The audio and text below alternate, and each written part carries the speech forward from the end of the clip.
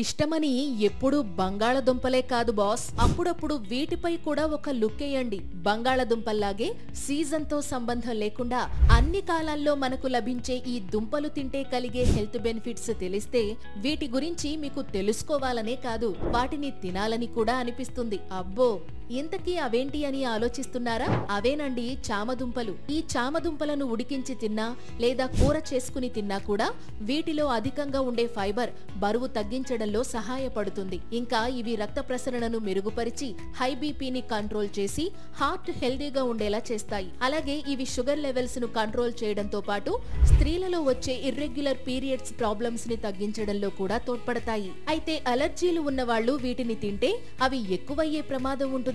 కాబట్టి వీళ్లు చామదుంపలకు దూరంగా ఉండాలి.